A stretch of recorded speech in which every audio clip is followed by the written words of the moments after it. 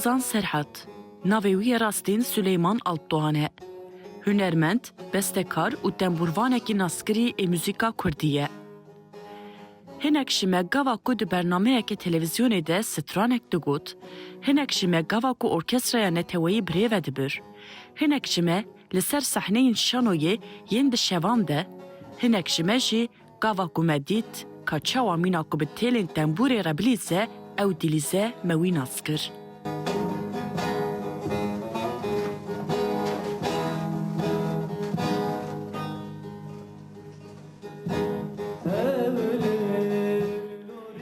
Kî bû ev şervanê azadiyê?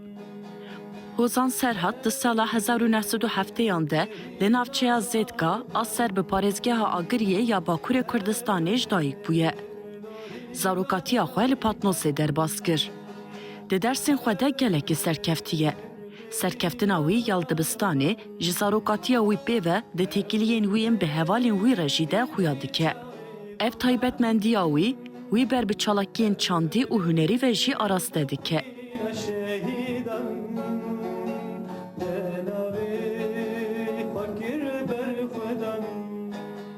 Hê ku 7 salî bû, eleqeya wî çû ser tembûra birayê wî yê ku diçû dibistana navîn. Piştî demekê Kurd, tê astekî ku ji birayê xwe zêdetir û baştir li wê tembûrê dixe. Di 16 saliya xwe de serkeftina xwe ya hunerê dide nîşandan û diçe Stenbolê û bi navê Murat Esen banda xwe ya bi navê Gulo derdixe. Lê piştî demekê ji ber zehmetiyên aborî neçar dimîne û vedigere Panosê. Di destpêka salên 1990 de tevlî xebatên hunerî yên Kurdistanê bû û di koma berxwedan de cih girt.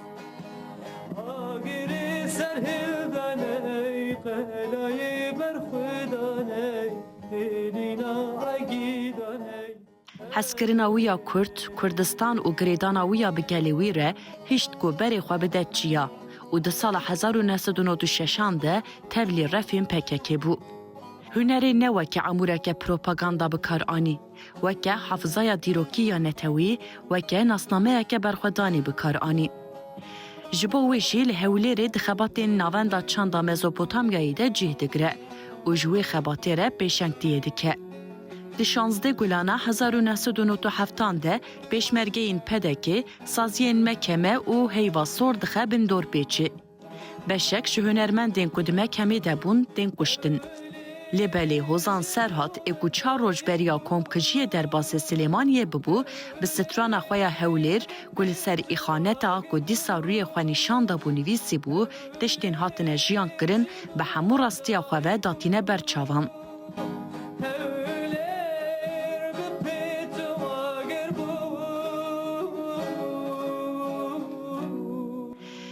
Tê biryardan ku komên Hüseyin Kaytan û kameraman Halil Uysal biçin botanê. Ew radigihîne ku dixwaze biçe botanê û klîban bikişîne. Piştî israran di dawiyê de daxwaza wî tê qebûl kirin. Di 22 tîrmeha 1999 de di 28 saliya xwe de li navçeya Elkê ya Şirnexê di encama kemînekê de tevlî karwanê nemiran dibe. Ew hozanek bû, hunermendek bû, şoreşgerek bû. Ji hemû tiştî bêtir, ew mamosteyek bû. Ew lêgerînê azadiyê û nûjeniyê bû.